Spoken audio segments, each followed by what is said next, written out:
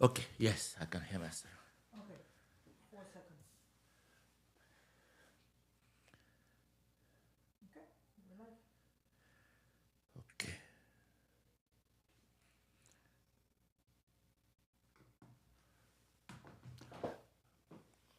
Good morning, good afternoon, good evening, wherever you may be listening to us.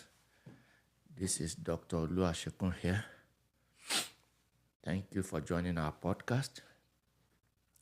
And Happy New Year 2026.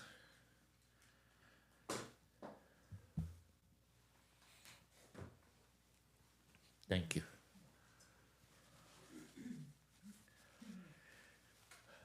We want to say a happy and blessed New Year 2026. Thank you for joining us. As usual, you can invite your family, friends, colleagues at work to join us. As usual, we go through the update and then we answer a few questions. We are starting early again today because I have to be in court this afternoon. And in order not to deprive our listeners the opportunity to know the latest update, that's why we decided to start early. So, thank you for joining us. Before I proceed, I want to thank all our listeners over the years. I want to let you know that every one of you that pray for me, God answers that prayer.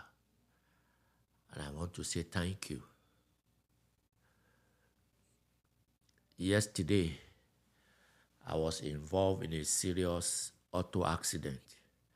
In fact, for those of you who've been to our YouTube page, the Mercedes EQS that was displayed on our YouTube channel, that was the vehicle I was driving yesterday. Of course, I was coming from court. I went to court yesterday in person and I was coming back. And then the accident and the vehicle is total. But again, God answers your prayers over me. Here I am, still standing. I don't have any broken ribs or any major. I think they want you to speak a little closer to the microphone. Okay. Yeah, it's because I want to try to avoid all these things getting into the mic. Okay. I hope they can hear me better now. Who needed the other phone on your table? Right one? Yes. Okay. So again, thank you for all the prayers, and I just want you to know that we appreciate it, and I want to let you know that God answers prayers. So as usual, I was protected. So that aside, let's go into the matter of the day because there's a lot to cover today.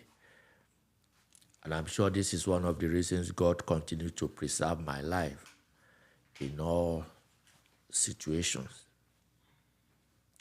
Okay, there are a lot of updates this time around, and we'll be discussing the major ones because of our time, because as I said, I'm going to be in court this afternoon. Whenever you see me wearing a tie, you should know that I have a court hearing, because usually I don't like wearing suit and tie if I'm not going to court. So there was a memo released 1st of January. We were greeted this new year 2026 by a memo from USCIS. And the memo was titled Hold and Review of USCIS Benefit Application filed by aliens from additional high-risk countries. I think I'm still going to need the high risk countries, the additional one.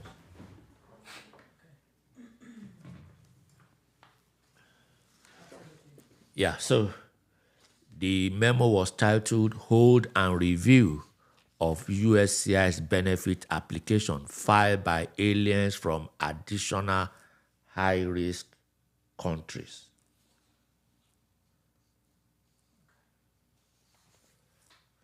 So I just want to get out the list of the additional high risk countries.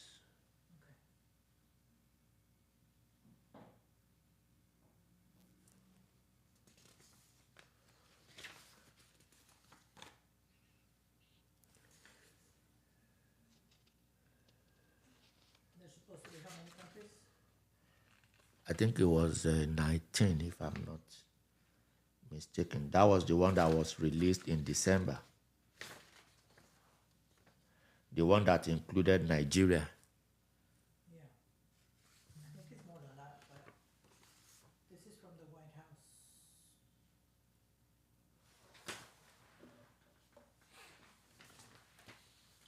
I have the list somewhere here. It's just that.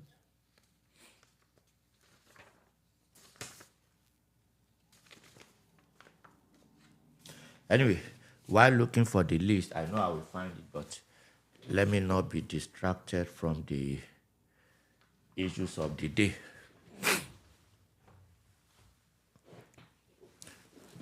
If you find it, just let me know.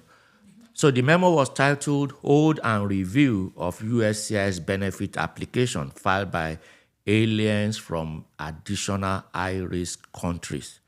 I'll get the list of the additional high-risk countries for you, but that was the list that included Nigeria that was released in December. So, according to the Department of Homeland Security, they gave a reason, or they gave some reasons as to why they are enforcing this memo. The memo comes into effect immediately, and it was released on January 1st. When was January 1st? That was Friday, last Friday. Yes, that was Friday. Thursday. Oh, Thursday. Because we were here on Friday. Oh, okay, that was Thursday, yes. I just sent you a WhatsApp. Okay, so the reason they gave was that they have some concern, and those concerns are: one, that it is paramount that the United States government ensure aliens in the United States do not intend to or threaten its citizens. That is one. Two, they do not undermine or destabilize the U.S. culture, the U.S. government, the U.S. institutions, or our founding principles. That foreigners in the United States, that the United States government has identified additional countries that are unable to meet basic criteria for identifying their nationals and residents who may pose national security and public safety risk, or for sharing necessary information with the United States. They also have concern, considering the identified concerns, that is, those three concerns, especially the fact that many of these countries are not able to meet basic criteria for identifying their nationals and residents who may pose national security and public safety risk, or for sharing necessary information with the United States. So considering these identified concerns and the threat to the American people, USCIS has determined that a comprehensive re-review, potential interview, and re-interview of all aliens from high-risk countries of concern who entered the United States on or after January 20, 2021 is necessary. So what this simply means is that, anyway, this is the concern they give. Let me go into the policy itself. So the policy says that on January 1st, 2026, USCIS issued a policy memo expanding the existing hold on all benefit applications for people from countries subject to the travel ban. The hold now also applies to additional countries named in the December 2025 presidential proclamation. So let me quickly read those countries again. You said you sent it to me? Yes, on WhatsApp, social media. Okay. So those additional countries are Afghanistan, Burma, Chad, Republic of Congo, Equatorial Guinea, Eritrea, Haiti, Iran, Libya, Somalia, Sudan, Yemen. No, these are the first one. These are not Those are the. the initial 12. Those are the initial ones. Yes. Yeah, and then they So added more. the additional ones are Burkina Faso. where did you start from? I didn't see that. This is the Okay, second one. is it the Angola, Antigua, and Barbados? No, okay. So initially there were 12. Then they added more. And then these are the ones with partial restrictions. The latest one. I just need the ones that were added in December. So Dominican Republic, Gabon, Gambia, Malawi, Mauritania, Nigeria, Senegal, Tanzania, Togo. This list you sent to me is not comprehensive. I will look for it before the end of the podcast. So the memo places a hold on all pending benefit applications pending a comprehensive review regardless of entry date. I want to explain this clearly because this is where there may be a lot of confusions. Number one, this memo is different from the travel ban. It's not the same thing. This memo says that every application filed by anyone that is present in the United States from January 20, 2021, they should place a hold on them and re-review them. If necessary, re-interview the applicant. Now, the memo went further to say that even if you enter the United States before January 20, 2021, for as long as your application is pending, the memo instructs USCIS to review it again, reevaluate it, redetermine if interview is necessary, and reconduct interview before taking a decision. Now, this is all pending benefits. So it doesn't really matter how long you have been in the United States. For as long as you have an application that is pending, then the memo applies to you. Now, if you are from one of those travel ban countries and the newly added countries of December added in December. Now, what does a hold mean?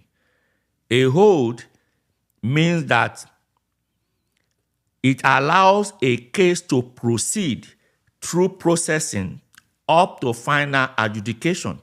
A final adjudication simply means taking a decision whether to approve, deny, or dismiss the case.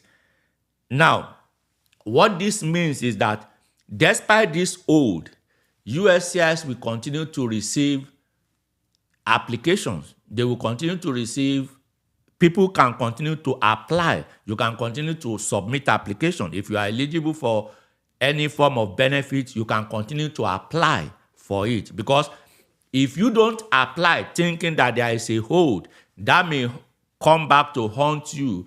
You may be out of status, especially if it's an employment-based petition. So what the hold is saying is that although there is going to be, your case is going to be placed on hold, meaning that they are going to review it again, but you still have to apply, they are still going to be accepting application. It doesn't mean that you can no longer file an application. No, you can continue to file application. You can continue to send in application.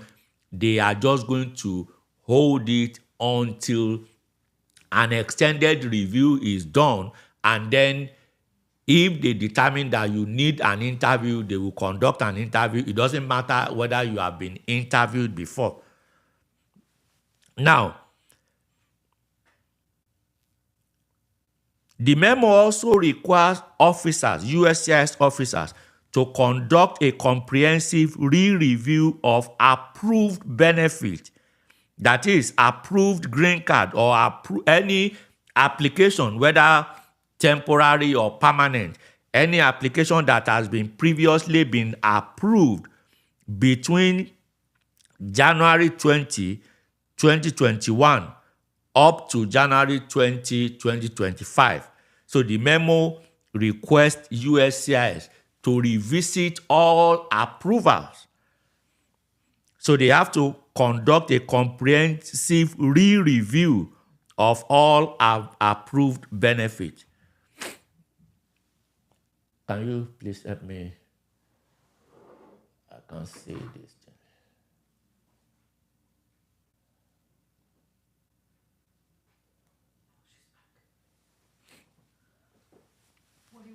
So they have to, no, I need to see the page. So even if your application has been approved, if you have a green card that was approved anytime between January 2021, the memo requires USCIS officers to reopen it, review it, reevaluate it, and make recommendation. If there is need to do a second interview or additional interview, the memo authorized them to do that. Now, this memo is not a blanket memo. It only applies to alien, that is visitors or people from one of the high-risk countries.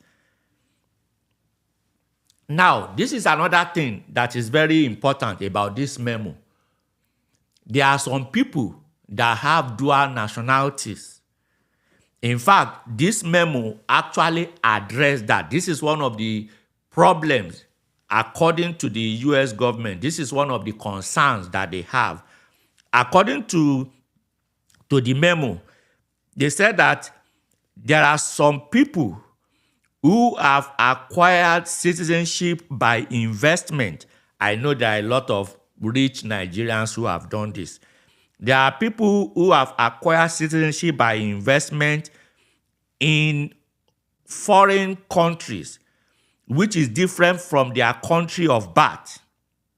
So it means that the memo is applicable even if you are born in a particular country and you acquired citizenship of another country, the memo will still be applicable to you. Let me clarify that. Let's say you are born in Nigeria and then maybe through investment or through other means, you acquire citizenship, let's say in, give me one of these South American countries that allow investment to get a citizenship. I can't remember one. Okay, for the purpose of this explanation, let's say you are born in Nigeria and maybe through investment, you obtain citizenship from Barbados, for example. Even if Barbados is not listed as one of the travel ban countries, you will still be subject to this memo because of your country of birth. So what this memo is saying is that USCIS is going to be looking at two forms of citizenship: the place where you are born and the place where you acquire citizenship. So it is not enough. You may not escape it simply by saying, oh, you know what, I have passport from another country. I have a passport from another country. So that may not be enough. So they are saying that the memo applied to everyone from the country of citizenship and the country of birth, even if the country of citizenship is not listed in the country of particular concern. Now, so what this means is that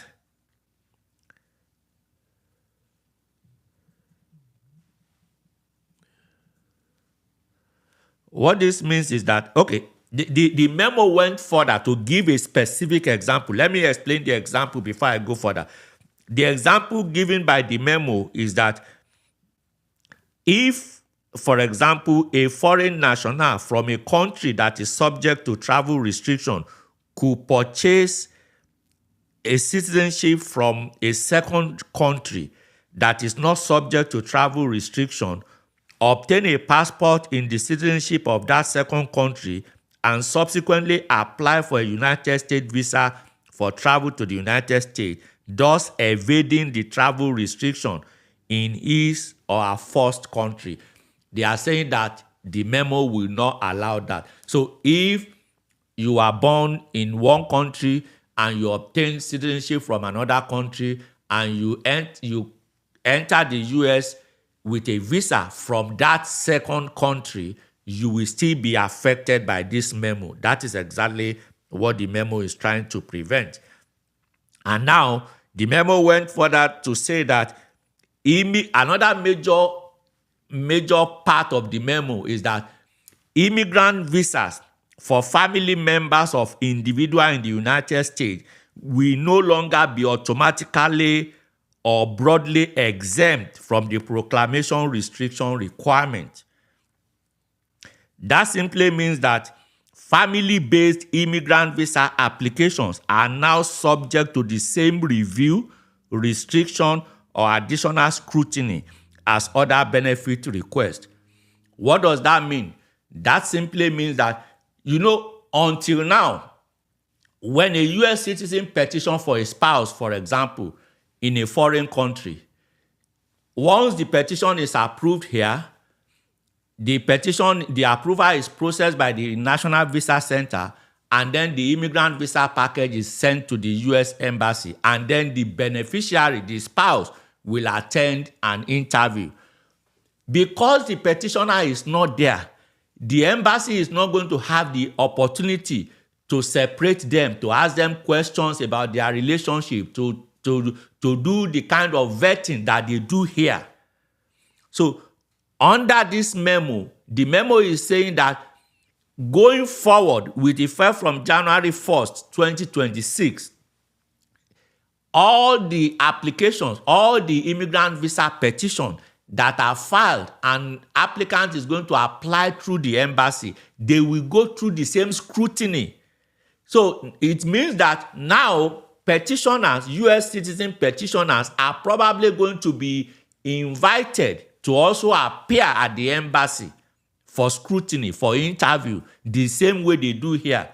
Before now, you can avoid, a beneficiary can get an immigrant visa, can get green card without the husband or the wife appearing at the embassy, without the husband and the wife answering a single question. All you need to do is to submit a visa petition, I-130 petition, file it. Once it is approved, they send it to National Visa Center. Once it is processed, they send it to the embassy. They invite the beneficiary to appear for interview, and then they issue immigrant visa.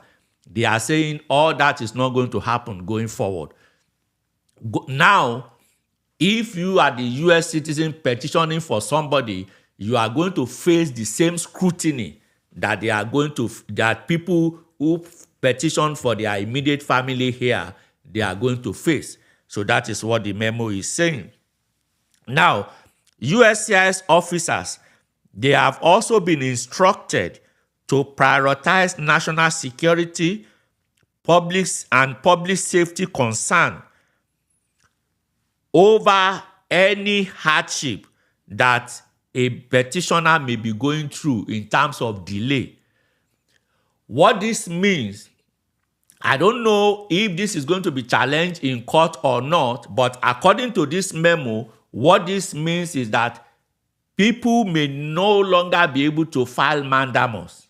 But again, this is a memo. I don't think this will override.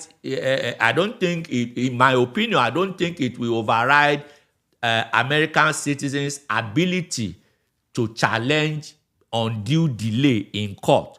But this memo is actually preempting people who may want to go to court to talk about delay. So that is why they are creating a kind of background for this. That look, because of national security risk, because of public safety concern, cases are going to be delayed. And if cases are delayed, we understand that it may cause hardship to applicant, but that hardship is subject to our own national security. That is what the memo is explaining. So at the end of the day, if this memo is not challenged in court, then it may be difficult to file a successful mandamus in court over delayed cases. So that is what the memo is talking about. Now, the memo went further to explain that this memo does not supersede the guidance in policy memorandum that was issued on December 1st. That is the one concerning pending asylum. That memo says hold and review of all pending asylum applications and all USCIS benefit applications filed by aliens from high-risk countries on December 1, 2025. So the memo is saying that this one does not supersede that one. So both of them are going to be side by side. So the two memos are going to be operational. One is not superior to the other. Now, many of these restricted high-risk countries experience widespread corruption, unreliable or fraudulent civil document and criminal record, and lack of effective birth registration system, which systematically hinder accurate vetting and identity verification. In my opinion, this is probably the single reason Nigeria was added to that list. This is my personal opinion. This is probably the single reason Nigeria was added to the list of travel ban countries, because USCIS explained that these countries experience widespread corruption, unreliable or fraudulent civil documents, and criminal record, and lack of effective birth registration system, which systematically hinder accurate vetting and identity verification. I know, for example, that Nigerian government is already working on it, but in the last few years, it has been extremely concerning, the level of fake documents that emanate from a lot of these countries, including Nigeria. I mean, as a lawyer myself, I see a lot of fake divorce documents. I see a lot of people who don't even have birth certificates. They either get a declaration of age, which of course USCIS no longer accept. So all these things, these are the major reasons, in my opinion, why Nigeria was included, because all these allegations are actually true regarding majority of Nigerians. Not everybody, at least some people have their accurate record, but a lot of people don't have valid birth certificate. A lot of people, for some reason that I cannot explain, people just get fake divorce documents. If you are going to divorce your spouse, why not just go to court and file for divorce? Why do you need to go and create a fake one? I mean, if you want immigration to believe that you are divorced, even if it is, if you did not intend to divorce, for as long as you have taken the decision to divorce, why not just go to court and file it? Why do you have to bring a fake one? So these are some of the reasons, in my opinion, why I believe that Nigeria was included on that list. Now, the memo went further to explain that The hold will remain in effect until lifted or modified by USCIS director through a subsequent memorandum or memorandum attachment. So what this means is that, like I said, this is different from the travel ban. That's why I was explaining it in clear terms. Unlike the travel ban has 180-day review period. They are going to review it in 180 days. But this memo is saying that there is no expiration to it. They are not even going to stop it until conducting security and background checks and when reviewing civil documents such as passport, marriage certificate, divorce certificate, birth certificate, as well as criminal history information. Again, the memo is giving an average USCIS officer authority to use their discretion and to look at country-specific factors. Now, USCIS has considered that this direction may result in delay to the adjudication of some pending applications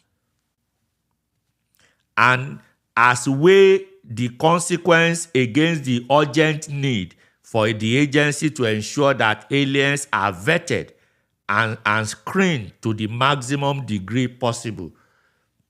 Ultimately, USCIS has determined that the burden of processing delay, which will fall on some aliens, is necessary and appropriate when weighed against the agency's obligation to protect and preserve our national security.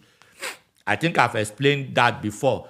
It simply means that they are saying that they understand that because of this extended review, because of this hold and review, because of the need to reopen cases, to reevaluate it, a lot of cases are going to be delayed. A lot of cases, a lot of people are going to suffer extended delay in their cases.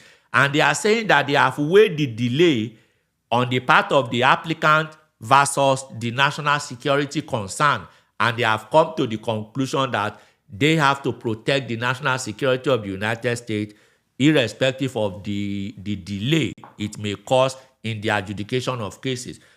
And let me say this is really going to cause a lot of delay in areas. For example, citizenship applications are going to be delayed.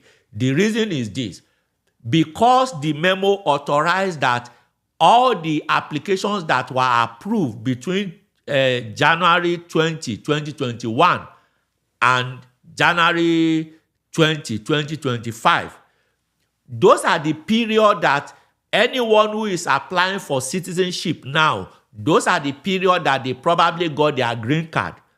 And because under this memo, they are going to reopen those green card applications, they are going to reevaluate it, they are going to vet it again. If necessary, they are going to re-invite people to come for interview. They are not going to adjudicate citizenship application until that area is cleared. So I foresee a lot of delay in adjudication. And of course, even USCIS themselves, they foresee. That is why they are putting this out there, that we already know that this will cause a lot of delay. And they are saying that the delay is worth it because the interest of the United States, the national security of the United States is far and above their concern. So they can't put the interest of a foreigner above the interest of the U.S. citizen. So that is why they are giving this advance notice. Now, like every other memo, like every other proclamation, this memo has some exceptions. So I'm going to quickly go over the exceptions right now. The first exception, I think I have about 4, 5, 6, 7, 8, 9, 10. I have 10 exceptions to the memo. The first exception, I-90, Form I-90. If you are filing an application to renew your green card, if you already have a green card and you're only applying to renew your green card, this memo does not affect that. So what that means, even if they decide they are going to reopen your case and reevaluate you, Sorry, they're saying there's no audio. Check if you can Yeah, I hear don't me. hear anything. you don't hear anything. No, we can't hear anything. So what's going on? That's what I want to know, because nothing has changed on this side. I mean, I can hear myself clearly, We can't hear you. Yeah. Hold on. and it's important that they hear me. I can't hear you, but because I have the. Okay, can you talk? Okay. Yes, I can hear myself. People should be Yeah, able we to can hear you. me. They're saying they can hear you now. Okay. Okay. Yeah. Thank God they can hear. So let's continue. Yeah, I was going to talk about I think I was talking about the exceptions to the memo. Yeah. The first exception I said is the renewal of the I-90.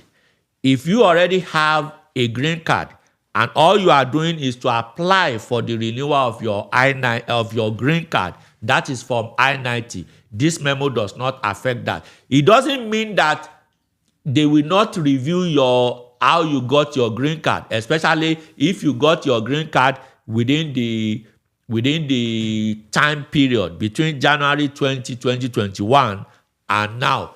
Yes, but they are saying that if all you are asking for is the renewal of your green card from I-90, the memo is not applicable to you. The second exception from IN565, that is application to replace naturalization certificate. So if you are already a US citizen and maybe you just misplaced your certificate of naturalization and you are applying for a renewal of the certificate of naturalization, this memo does not apply to you. The next one, N600, application for certificate of citizenship. Again, somebody who is already a citizen and maybe you just need certificate to verify, to confirm that you are a citizen. Usually people who obtain citizenship by automatic citizenship, those are the kind of people that need N600.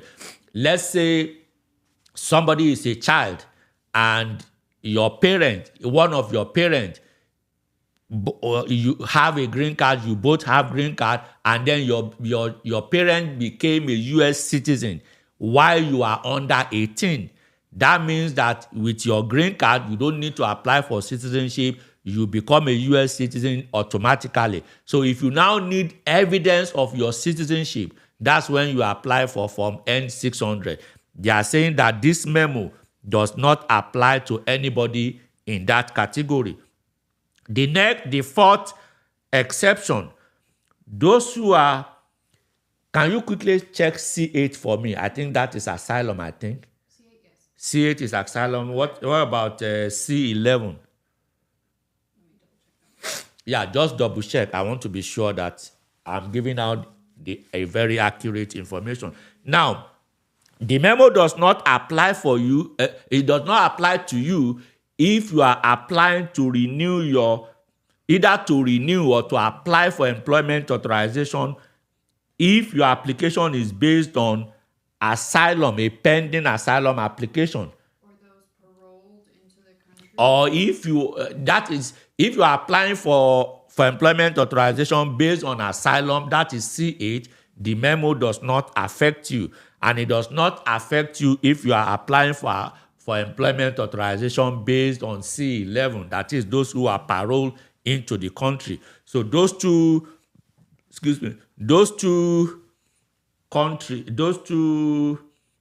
categories are exempt from the memo. The memo does not affect them.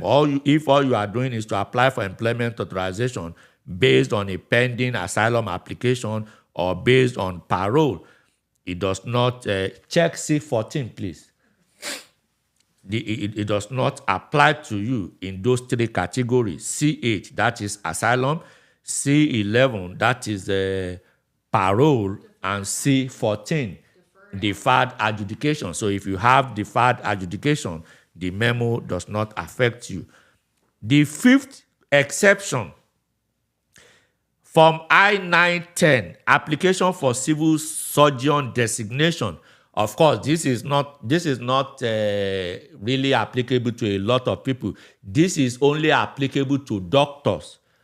Doctors who want USCIS to certify them to be able to conduct medical examination. So under this memo, they are saying that any doctor who is not a US citizen will no longer accept their medical report. So this is important that people pay attention. So but how are they going to know who is a citizen and who is not? So you're gonna get to the clinic. He was like, There's going "Are to you a US citizen?" there's going to be some challenges here because they will need to update their list. yeah, maybe I don't even know how immigration is going to handle this, but the memo is saying that any doctor who is not a US citizen, they will not rely on any medical examination report from such a doctor. So the question is, how is an applicant going to know whether the doctor is a US citizen or not? I mean, is the applicant now going to be asking question, doctor, are you a US citizen? Please confirm. Well, they may need to confirm. I mean, I think USCIS should update their own record. If they check anyone who is not a citizen, maybe they should disqualify them or not renew their application. Because I know that the application is subject to renewal from time to time. But they are now saying that at least for those doctors who are applying for designation as a civil physician, the memo will not apply to them. The next exception is the benefit request filed by any alien who is an athlete or member of an athletic team, including the coaches, persons performing a necessary support role, and immediate relatives for the purpose of participating in the World Cup, Olympic, or other major sporting event. I believe that they intentionally put this exception to ensure that the World Cup to be hosted by the United States this year is not impacted. So if you are coming to the United States as part of any coaching crew or athlete, or you have a major role, or you are already in the United States, this memo does not affect you. The next exception, benefit requests that are a priority for law enforcement and where ICE has requested USCIS take adjudicative action to uphold public safety or national security. My understanding of this exception is that U visa applicant or T visa applicant will be exempt from this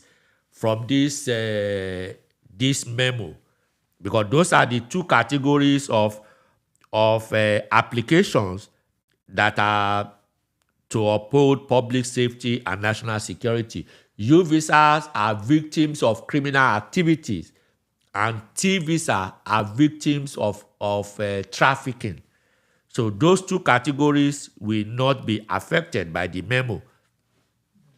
The next exception to the memo is that benefit requests filed by aliens whose entry will serve a United States national interest. Again, this is a discretionary issue.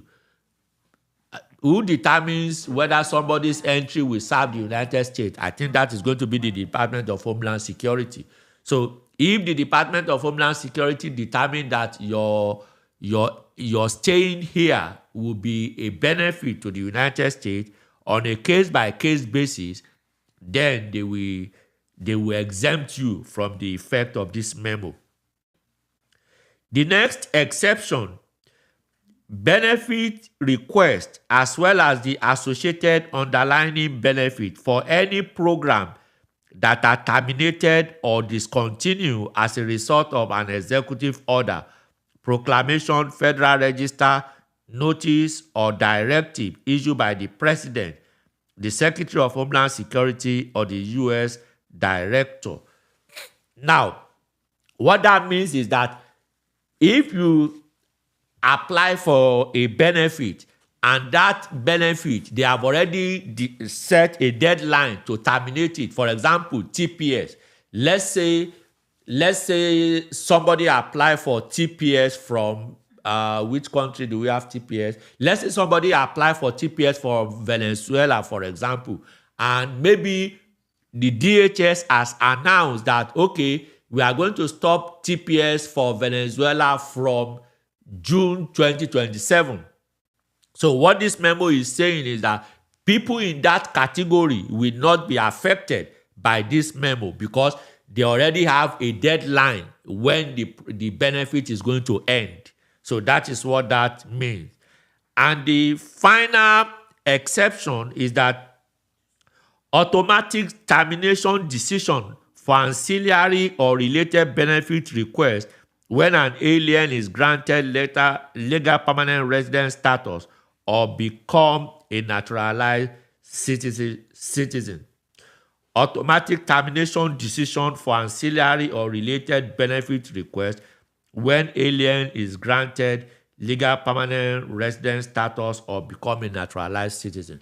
Now, what that simply means is that if somebody is granted a benefit and as a result of that benefit, you have derivatives. Let's say somebody apply for adjustment of status, for example, and then the adjustment of status was granted, and this person has derivative, maybe 2 children who are also granted. Now, this memo, if they decide to revisit your marriage, let's say you got your green card through marriage, and of course, you included your children. Let's say you included 2 children. According to this memo, if they decide to revisit your case, let's say they reopen your case, maybe they decide to re-interview you, re-evaluate you, and then maybe whatever happens, they are saying that the ancillary request, which is your derivative, they will not be affected. This memo will not affect them. In other words, they are not going to reopen their own case. It is only the principal that they will reopen. So this simply means that they don't want to punish innocent children who may not have anything to do with whatever issues your case may have. So that is why they excluded those children. Did you find the list of the 19 countries? Or the new countries that were... I sent you a link to WhatsApp. The new countries that were... Can you please check? The new countries that were added in December, the list that included Nigeria. I sent you the link. Okay. Let me just go over this list so that people will know who are affected. Here are the 19 countries. Yes. Oh, you got them? No. Let me have it from. It's the same. Yeah. Okay. So the list of 19 countries that were added include Angola, Antigua and Barbados, Benin Republic, Burundi, Cote d'Ivoire, Cuba, Dominican Republic, Gabon, Gambia, Malawi, Mauritania, Nigeria, Senegal, Tanzania, Togo, Tonga, Venezuela, Zambia, and Zimbabwe. Let me ask you a question. Is it Dominica or is it Dominican Republic? Because those are...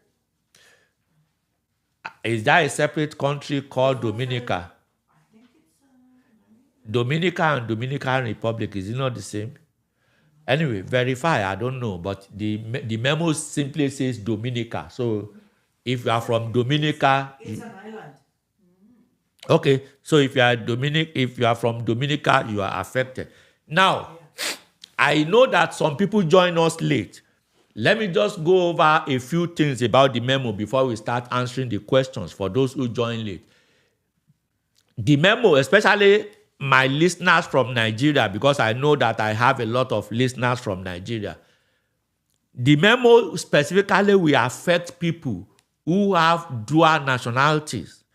If you have two passports, maybe you have Nigerian passport, you have passport from another country, maybe another island, maybe you have passport from Barbados, maybe you have passport from maybe Venezuela, maybe you have passport from another country that is not listed. Even let's say you have British passport. You are born in Nigeria and you have British passport. This memo is saying that you will still be affected even if you come to the US with your British passport. Let's say you have a European passport, Italian passport, Irish passport, but you are born in Nigeria. Because of your place of birth, this memo will still affect you even if you didn't come to the US with your Nigerian passport. That is very, very important to note. So let's go into questions. Time has far gone, but it's worth it because it's important that we explain this thing. Is that the first one? She had to take pictures because people are commenting a lot. Okay. Oh, Yeah, it's the very first one. Happy New Year to you and your staff. I am from one of the countries that is totally banned, but being called to my citizenship interview, is there any advice from you? When it is likely that your citizenship interview is probably going to be rescheduled, because one thing I didn't say about this memo is that the memo actually gave USCIS 90 days deadline to come up with procedure of how they are going to implement this memo. So they have 90 days to come up with the procedure of how they are going to implement this memo. And because of that, your interview is likely going to be rescheduled, because to at least as of today, to the best of my knowledge, the USCIS has not come up with how they are going to implement the memo, and the memo gave them 90 days to do that. So your interview is probably going to be rescheduled. The next question. Happy New Year to you and your team. Thank you. Please, when filing for adjustment of status together, what is the current fees to be paid? Kindly break down the fees. Well, I can post them.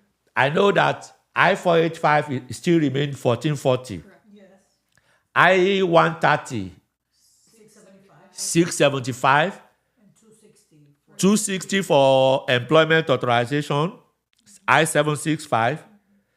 Then travel document is optional. So if you decide to do that, I think that one is 630 if you want to do that. Okay, next question. But this person I'm assuming this person is not in removal proceedings, because if you are in removal proceedings, then there is additional $1,500 that has to be paid to the court in addition to all of this. But the fees we just gave you is just the regular USCIS fees. So next question. Good day to you and your team, sir. May the Lord continue to help you in your work in Jesus' name. Amen. Please, is NVC applying pause on the full ban and partial ban processing too? Yes, it is going to affect NVC. USCIS has not said anything about NVC, but looking at the way the memo is definitely going to affect NVC, because number one, part of the difference is that if you are petitioning for your spouse now, according to the memo, they are going to be conducting the same level of review that they do here, meaning that they are going to be asking spouses, the U.S. citizen spouse and their beneficiary abroad, to appear together at the U.S. embassy for interview. They are going to be making a lot of changes, so there is no way the NVC will not be affected, since the memo touched on consular processing. Even though it didn't specifically mention NVC, but because it touched on consular processing, because one of the differences between consular processing and adjustment of status is that adjustment of status, the petitioner and the beneficiary are usually called to appear for interview. They run the background of both of them, and then they determine whether they are living together as husband and wife for real. Now, prior to now, for consular cases, the petitioner does not need to appear at the interview. The petitioner just submit I-130 petition, and because the beneficiary is not here, USCIS is not going to call them for interview. The I-130 is going to be approved. Then National Visa Center will collect the immigrant visa application, police clearance certificate, and all of that, and then send the beneficiary to the embassy for interview.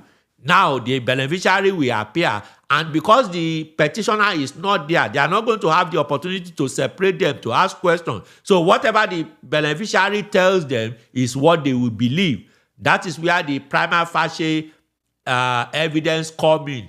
But now, since this memo is changing all that, there is no way National Visa Center is not going to be affected. Definitely is going to be affected.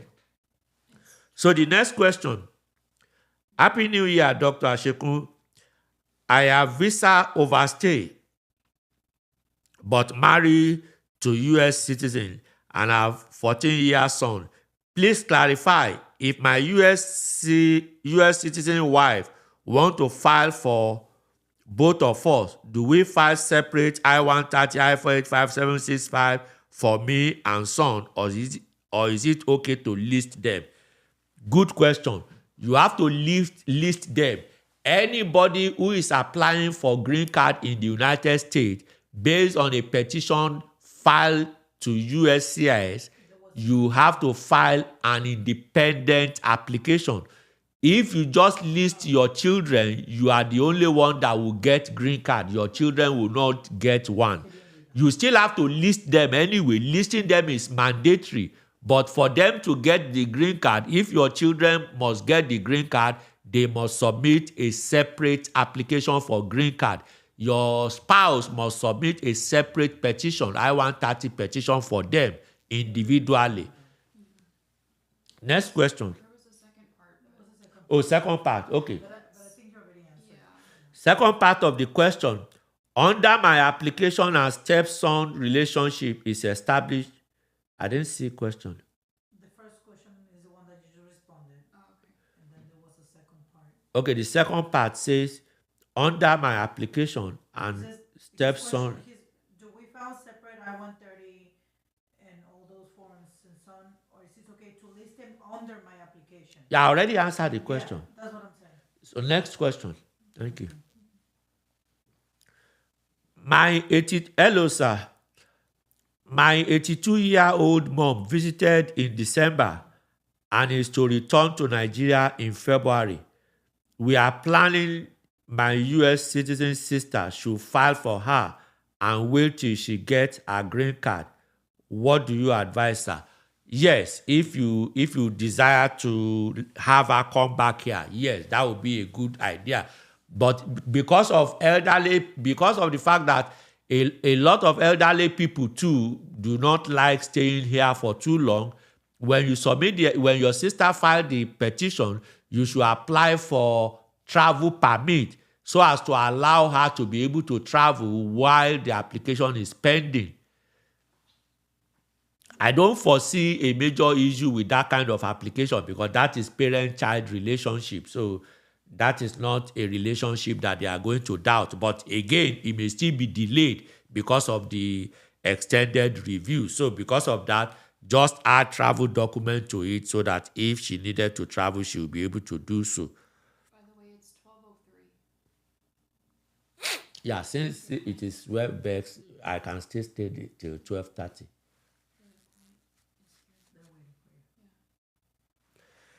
Yeah, I will join them. Let's see. Happy New Year to you and your team, sir. I filed adjustment of status EB2 for myself, wife, and 2 children, plus I-765 for myself and wife. using 6G 1450 form.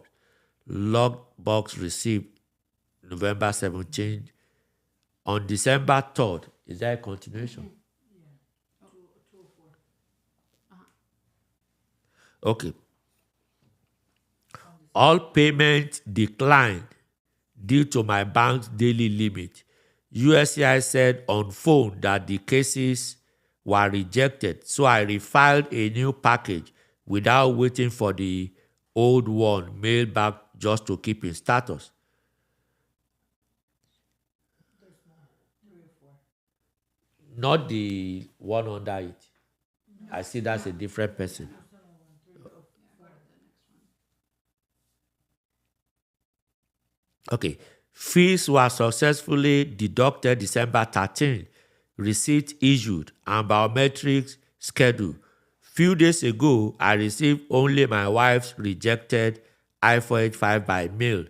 Yesterday, I got another deduction from old package. And then there's 4 or 5. The The pack. the pack, myself and 2 children. I asked my bank to stop the pending transaction, so they initiated dispute the pending transaction. USCIS said Tier 2 will call me. How does this affect the other pack? No, it doesn't affect it. There's 505. Okay, there's another one. USCIS. Okay. USCIS also told me Tier 2 officer will call me. What should I expect? And could this affect my currently progressing case? Note, my new I-485 and I-765 show online, but not yet my children's. Did he say that he received receipt notice for the children? Yeah, I think he got receipt for everybody. 3 of, okay. But there was a double. Was successful, receipts issued. Yeah, it got, yeah, there's no problem. It's not going to affect anything. So when you receive a call from the Tier 2 officer, they will just ask you why you stopped the check, and you just explain that it was double charges. So it doesn't affect the new petition. And they may even figure it out, and you may not even receive any call. If they figure it out, they may not call you. Next question, please.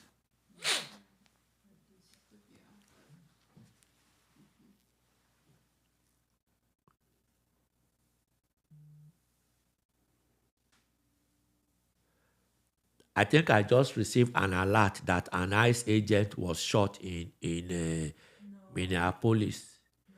That is going to create additional problem with all something that is just going on here. Yeah, I just received an alert now that an ICE agent was shot in Minneapolis. Again, that is because many of these changes going on was as a result of the National Guard office soldier that was shot in Washington. It will all depend on to see who shot him. Yes. So, well, my heart goes to the officer's family, because this job is not easy. These people are just following instruction. It is whatever the administration tells them to do that they do. Remember, when Trump was there the first time, he told them to enforce it, they obey. When Biden came, Biden told them to relax it, they obey. So they are just obeying instruction. There is no need to shoot them. Honestly, it is painful. And action like this, at the end of the day, it is innocent people that will suffer the consequence. Well, I don't know the details yet. The alert just popped up on my phone. So that's why I just mentioned this. Now, the next question. Good day, doctor. Our EB2 palm adjustment of status case is pending at non-local field office. Interview waived. Is there any hope with this freeze? Any advice? Has any of your cases been approved since this freeze? Well, this freeze we are talking about just started this year. Just started January 1st. And I know that we received approval in this office Friday. We were here Friday. Yes. Yeah, and we received approved green card in this office on Friday. So I really don't know. But have we received any approval this week? Yeah, I know that this week we have received a couple of cancelled interviews this week. We have not received any approval this week. We have received cancelled interview, but last week, Friday, which was January 2nd, we still received approval of green card. But the question is, any advice? I honestly don't know what to tell you other than to wait. I mean, it is what it is. They have issued the memo, except some people challenge it in court, and then the court agree that maybe the memo went too far. That is the only time we can be able to do anything about it. Other than that, you just have to wait. The good thing is that for as long as your application has been submitted while you are still in status, it does not matter how long the case lasts, you will still be perfectly okay. You will be in status. And because this is an employment-based, I don't foresee a lot of issues. But again, I can't rule it out because it is not, this is not about marriage fraud alone. This is more about inability to verify many of the documents that we use in this country. It could be birth certificate, it could be marriage certificate, it could be death certificate, it could be it could be divorce document, all the civil document. That is what they are having challenges with. So all you can do right now is just to wait. We are in it together and we are learning together. The only thing is that as we get the update, we will provide it so that at least you know what to do at any particular time. So what I will tell you, this period that we are waiting, if you need to put your house in order, this is the best time to do it. If you have a pending application, don't just say that, oh, they told us to wait. Yes, they are putting everything on hold to conduct additional review, extended review. So all I will tell you, while you are waiting, ensure that your house is in order. The next question. Good morning, sir. I am supposed to apply for citizenship with my family in February, but with the whole issue of citizenship ceremonies being cancelled, do you advise we should wait a while? No, go ahead and apply. They are just going, well, let me take that back.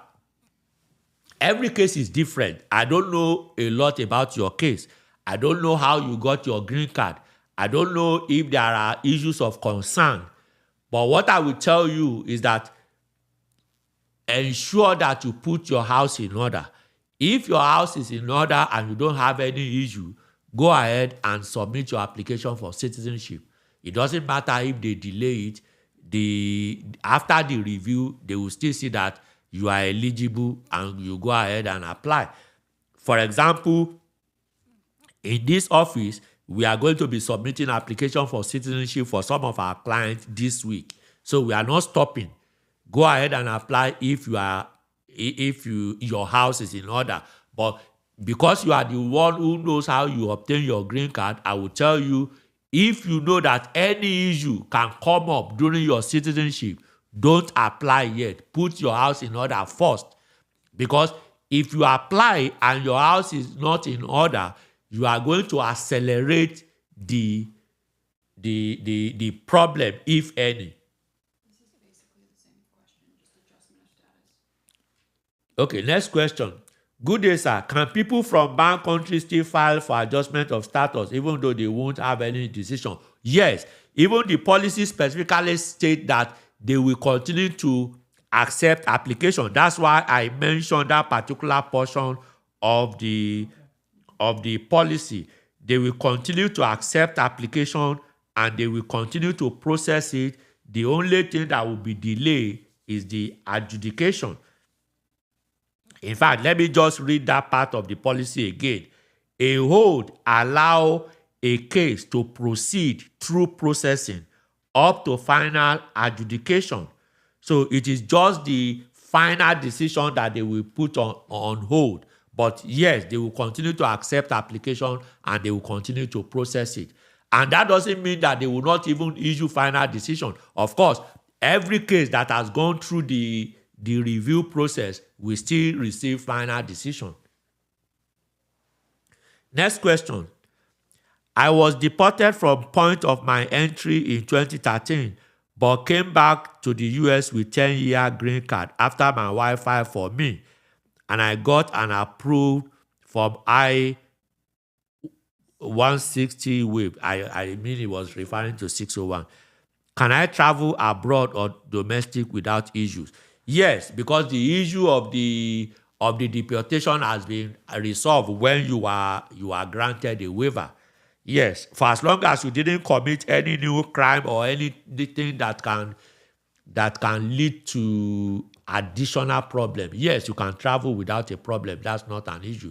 Being deported is not an issue, especially since you have been granted a waiver and you are able to come back with a green card. Yeah, there is no problem with that. Next question, please.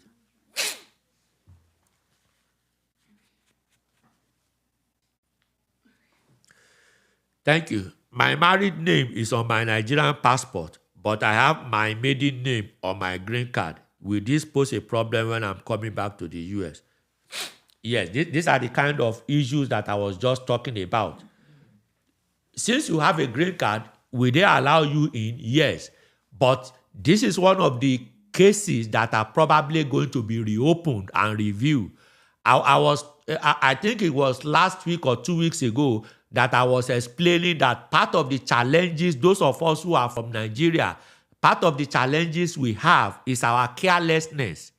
We are so careless that somebody is named Olusegun. Some people will write Segun in an official document, even though the birth certificate is saying Olusegun. Some people will write Olu, some people will write Segun, some people will write Olusegun, some people will write the Segun with an H. Some people, all kinds of inconsistency. Why not just look at the birth certificate and follow the instruction? Simple. This is some of the challenges that many of us are going to have. But to answer the question, does it prevent you from coming back to the US? No. Does it create any problem for you at the port of entry? No. But will this make them review your case? Yes, it is, because these are the specific things. They are trying to identify everybody to be sure that if I say I am Olu Asekun, they want to be sure that this is actually Olu Asekun, not that I will be Olu Asekun here today, then when I'm dealing with another agency, I become Segun Asekun. When if I'm completing another application somewhere, I become Asekun with H. All those things, those are things that create problems. But will it affect your ability to come back? No, it doesn't. Next question. Happy New Year to you and the team. Great work you all do to the community. Thank you. Please, I need help. My wife's adjustment of status was denied because we got married 5 days after the 90 days passed. Okay, maybe this person came in with a fiancé. This was because I had a medical condition that I can't do anything. What would you advise we do now? This situation, you will have to refile the adjustment application and present a detailed explanation, maybe a sworn statement, a sworn affidavit explaining why you didn't get married within the 90 days. If possible, attach evidence of your medical condition or whatever it is that caused the delay, and then refile the application. That is what I will suggest that you do. The next question. Happy New Year, sir. Happy New Year. I would like to know if it is advisable to travel locally within USA for my job. I have a pending asylum case with a good record. Kindly advise. For as long as you have real ID, either driver license or state ID, yes, you can travel freely. However, whenever you travel, either you keep a copy of your employment authorization with you or the receipt notice of your asylum showing that you have a pending case. Yes, you can travel, especially now that all asylum cases have been placed on hold. So there's really no no risk for as long as there is no criminal record. The next question. Happy New Year to you and all doctor and the team. Happy New Year. Thank you. I came across a post circulating on LinkedIn by a Florida-based immigration attorney discussing the possibility of submitting an exemption request to lift an adjudication hold for EB's green card based on the USCIS proclamation guidelines issued on January 1st. Could you please advise whether it is feasible to submit such a letter to USCIS in this context? Thank you. Good question. I went through the entire memo. I didn't see employment-based petitions as one of the exceptions. However, there are some, I don't know whether I should say loophole. There are some gray areas. For example, where the memo gave USCIS adjudication and the adjudicators to look at the national interest of the United States. That is a discretionary application there. So if you have a valid reason, yes, it is possible. I mean, I always tell people, somebody who is already on the ground need not be afraid of falling. What are you going to lose by asking for an exemption? Worst case scenario, they will say no, and it doesn't affect anything. Can you apply for an exemption? Go ahead and submit it. Even though it was not listed in the memo, but it's a possibility. You can give it a trial. Next question. Please watch the time for me. Okay, I have 10 more minutes. Okay. Good day, sir. I recently got document completed. Email. Okay, document completed email. Okay. EB2 follow to join. But I'm now in UK. Can I file public inquiry form for NVC to change my interview location to UK? Do you think a change of address is advisable with everything going on under this current administration? Please, what are the documents you think I should add to my request to convince NVC to change my address? Yes, you can request a change of consular processing. You can request that your case be transferred to the UK where you are now living. However, in order for NVC to do that, you have to submit evidence that you have legal stay, authorization to stay in that country legally. And when we are talking about authorization to stay, this does not include visiting visa. It is not visiting visa because visiting visa is temporary. They are not going to rely on that. The U.S. government or any of its agency will not partake in anybody breaking the law of any country. So for them to transfer it to the UK, you have to show that you have either a student visa in the UK, which will show that you are still going to remain in that country for some years, or you have, what do they call their own green card, indefinite leave to remain in the UK, or a form of work authorization that shows that you are still going to remain in the UK for an extended period. It cannot be a visiting visa. But is it possible? Yes. Is it advisable? Only if you meet the requirements. Next question. Good day, sir. As an asylum seeker in America, will using the Obama healthcare insurance stand against me when I go for interview? If you can afford it, I will tell you, do not apply for it if you can afford your healthcare. Naturally, there is no policy, regulation, memorandum, proclamation, or any law that prevents somebody who has a pending asylum from applying for Obamacare. However, at the end of the day, if your application is not approved, it becomes a problem. Anything you file subsequently will now, because there will be this question, have you ever applied for any benefit, especially if the Obamacare, but I think they have actually removed the subsidy from Obamacare. I don't think the government is paying any subsidy now. Well, I'm not 100% sure about that. But like I said, if I'm in your shoes, if you can afford it, go for private insurance and not go for Obamacare, because these people keep changing the goalpost in the middle of the game. They even if there is nothing against it today, they can come up tomorrow and announce something. Then it will be too late to go back to change it. So for that reason, I will tell you, if you can afford it, avoid it. Okay, so it's going to be the 4 brown circles. Okay. Next question. I and my wife are separate. Are on separate F1 visas as PhD students. We have two minors under 7, whom the embassy has denied their F2 visas for a couple of times. I submitted EB2 NIW I-140 petition through a lawyer. PD.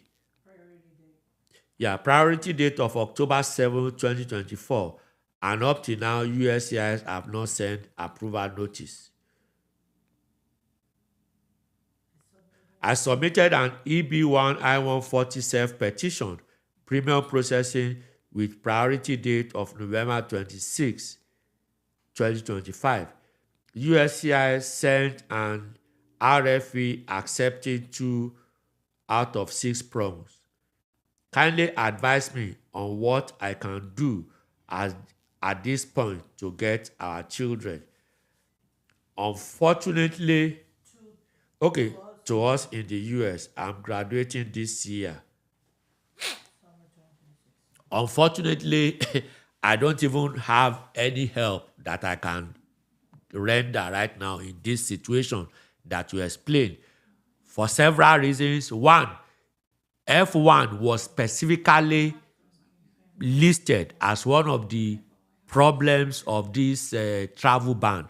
F1 was one of them. 2, with this hold in the US, I don't see how any application is going to be approved within the next 90 days based on this hold and review, because the policy has given USCIS up to 90 days to come up with plan on how to implement this hold and review. Like I said, we received an approval in this office last Friday, which was January 2nd. But all our interview this week so far has been cancelled. So I really don't know whether they will even process your case, even though it was filed under premium processing. But because this is employment-based, I expect that they will process it. But unless it is approved and you do a follow to join, I honestly don't know what magic can bring your children here right now. It's unfortunate, but we just have to wait based on all the policies that are ongoing right now.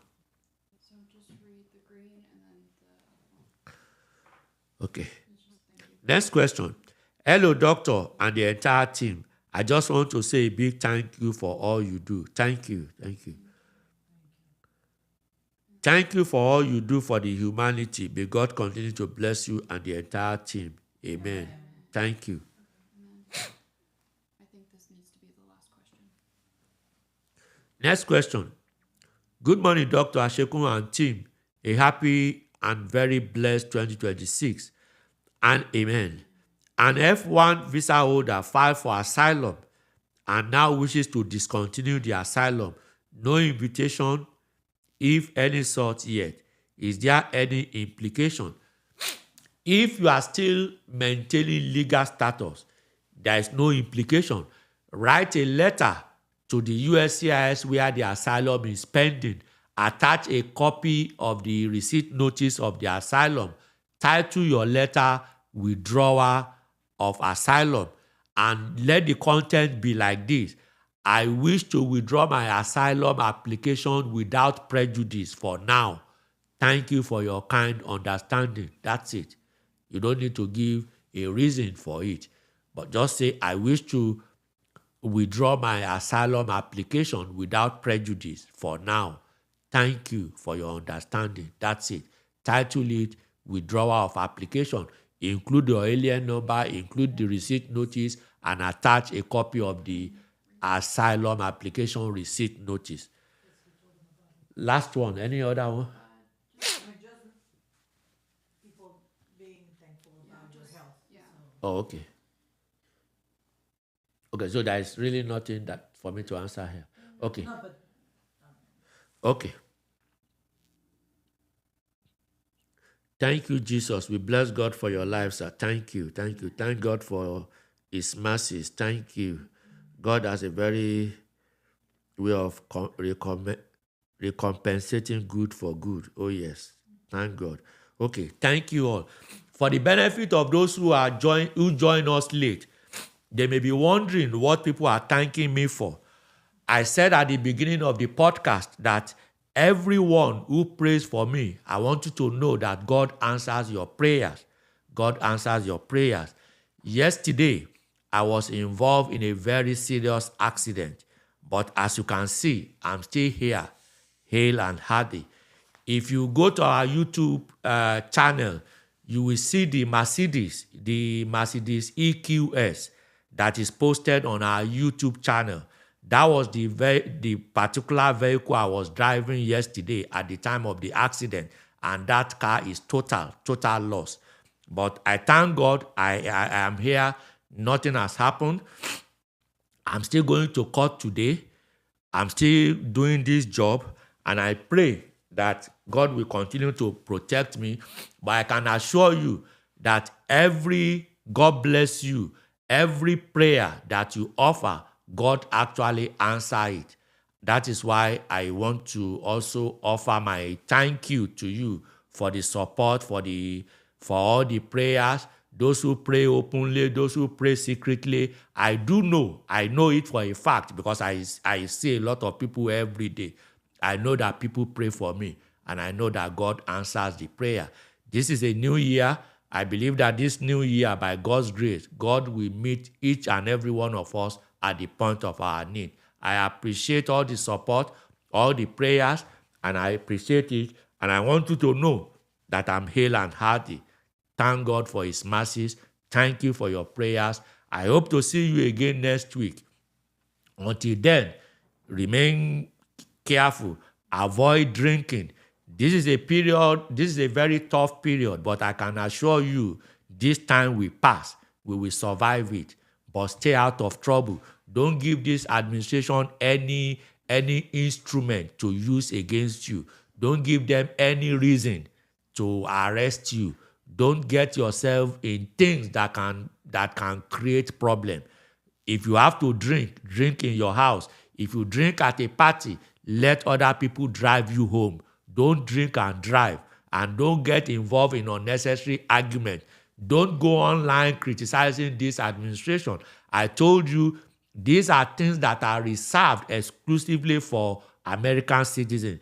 If you disagree with any of the things they are doing, have your conversation in your own home.